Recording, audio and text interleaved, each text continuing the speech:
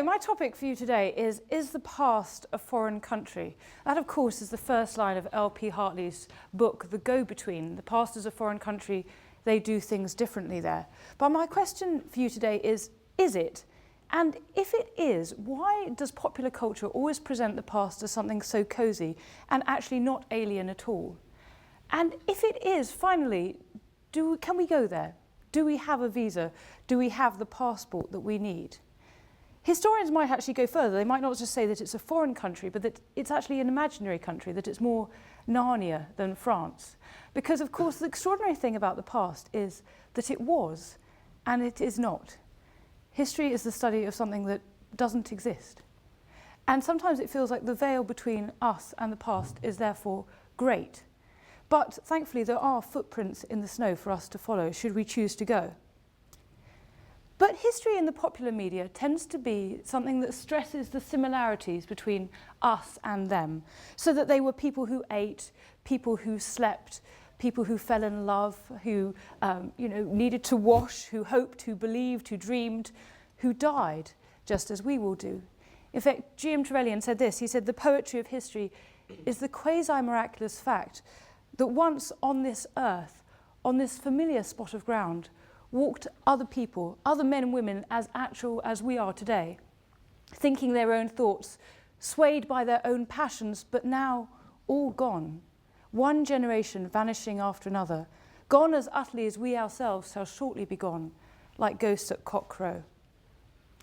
So when you come across history in the popular media, you tend to come across stories that tell you things that you know. So the great disaster of Titanic is portrayed as a love story. The Other Boleyn Girl, which has Eric Bana, Scarlett Johansson, Natalie Portman, reimagines Tudor history as chick-lit sibling rivalry. Braveheart takes arguably a treasonous criminal and makes him into a freedom fighter.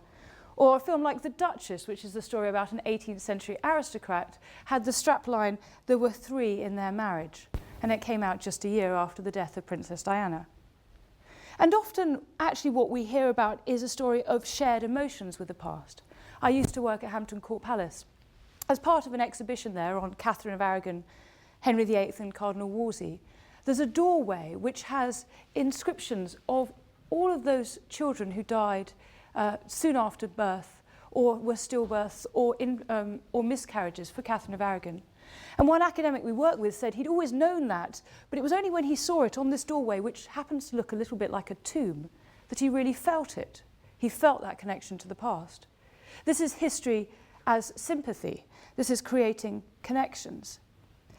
And perhaps we stress this because if we feel that we can learn lessons from the past, we have to assume that there's something meaningful in those lessons, and there can only be something meaningful if we are essentially like them. History doesn't repeat itself, but it rhymes, said Mark Twain. Dan Snow came to talk to my students at New College of Humanities the other day, and he said, the past doesn't repeat itself, but it's the best guide we've got. So perhaps that's why we stress the familiarity with the past. Our interest in the past is because we're really interested in ourselves. Simon Sharma put it like this: history ought never to be confused with nostalgia. It is written not to revere the dead, but to inspire the living. It's our cultural bloodstream, the secret of who we are. Perhaps that's why Who Do You Think You Are is such a popular programme. This is all about our story. And if we do look at the differences of the past, the differences we tend to look at are external, superficial ones. So if you look at reality TV programmes, 1900 House, 1940s House, they point to things like they don't have electricity, or they have different clothes, or they wash with lyre rather than shower gel. This is the past as hardship and privation. This is history as something that's dirty and messy and painful. They're people like us, but they're just in harder circumstances. And again, the question comes to us: what would we do in such circumstances? And this is history as progress. This is a Whiggish version of history. And I think that explains partly, at least, the fascination that we have with horrible histories. Terry Dealey's Horrible Histories have sold something like 20 million copies since they launched in 1993, been translated into 31 languages. They market themselves as history with the nasty bits left in. And of course, we're all slightly perversely fascinated by gore. But it's also about history being to congratulate ourselves, to suggest that we're very humane, how civilized we are. We don't do these things to people. And so what we look for in films, when we call it authenticity, that those external details, often is quite superficial. It might, for example, come down to making sure they've got the right clothes on. Although quite often we change that so it fits to present-day standards of attractiveness as well. Tom Hanks was the producer on Band of Brothers, and he said there are two types of authenticity. That the one that says you've got all the buttons right, that the ammunition is correct, that the buildings look as they looked in the photo, that's relatively easy to achieve. But then there's a thing that's much harder. That's literally the motivations and the nature of the interplay between the characters. Because he says if we can't be absolutely truthful to what they said and did at any given time, we can at least be as authentic as possible, so that it still adheres to the framework of the reality of being there at that moment. But I would suggest there's a third type of authenticity, the one that we daren't go near. This is the one that says the past is so very different from our own that we fail to understand it because we only understand our own time. And that is because people in the past had different mental and imaginative worlds to us. The Annales historians have called these Mentheality, the mentalities of these people. And perhaps this is the difference between popular history and academic history. Is popular history more interested in the similarities rather than the differences?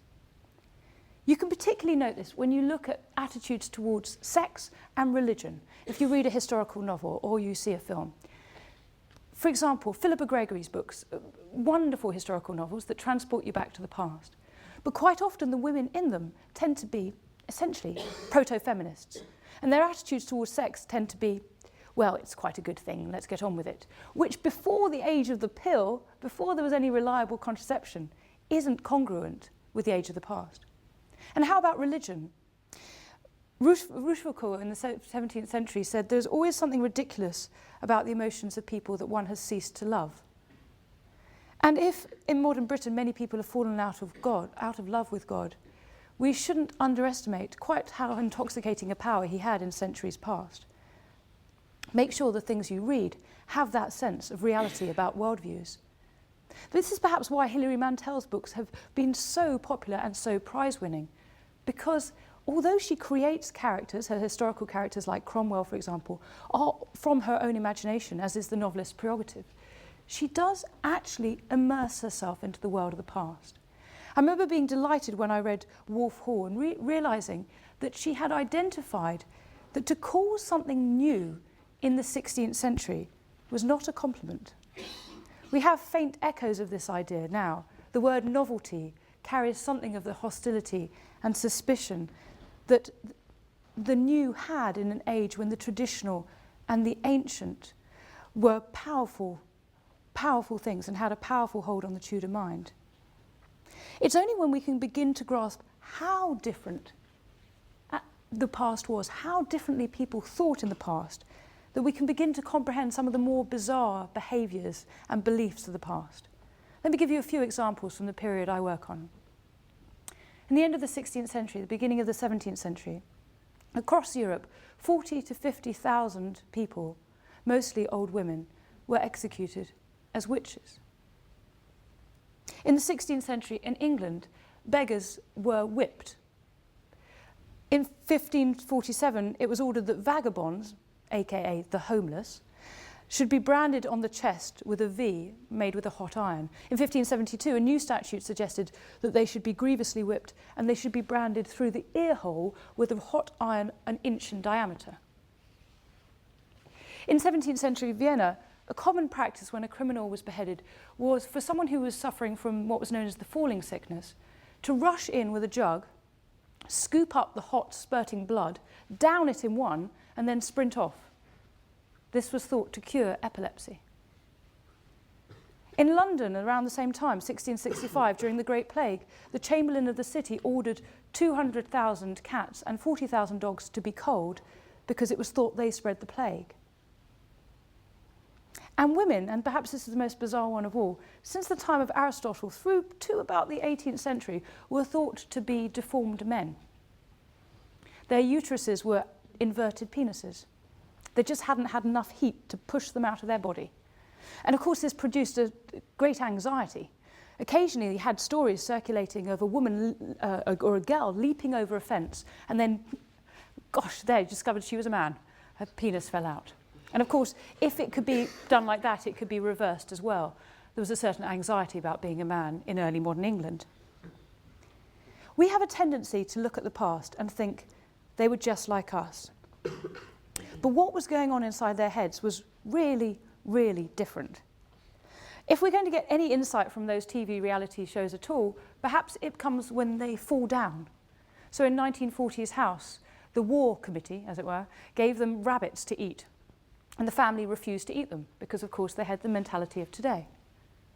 In the one called The Trench, where a group of young boys pretended to go to have an experience of being on the front line in World War I, somebody brought along, the corporal brought along a greatcoat of one of those who was said to have fallen. And there was something both poignant and also completely ridiculous about this moment because, of course, the chap hadn't fallen, he hadn't died, he'd just left the show. And the reality of that moment, of what it must have been like to lose a friend, a companion, in World War I, was still missing. And how we view the past matters, whether we see it as foreign or familiar. Particularly, for example, it matters in questions of moral judgment. Can we judge the past? Academic historians generally say no. We need to try and understand it. We need to give it all the respect it's due.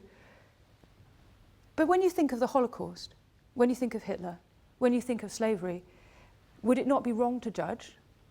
The historian Collingwood said this: "To pass moral judgment on the past is to fall into the fallacy of imagining that somewhere behind a veil the past is still happening, as if it's now being enacted in the next room and we ought to break in and stop it. But these things have been. They are over. There is nothing to be done about them." We need to seek to understand the past, but we need to don not just historical clothing that we always call costume for some reason I never understand. We need to don their mindset. We need to get out our guidebooks. So, is the past a foreign country? Yes, very much so, but it's different in ways that we haven't imagined. It's a bit like saying that France isn't so different because they eat baguettes, but because they think nothing odd about having a mistress and a wife at a funeral. They just have a different mentality. So why do we make the past so cosy? Well, I would suggest it's because the past is not just foreign, it's also dangerous.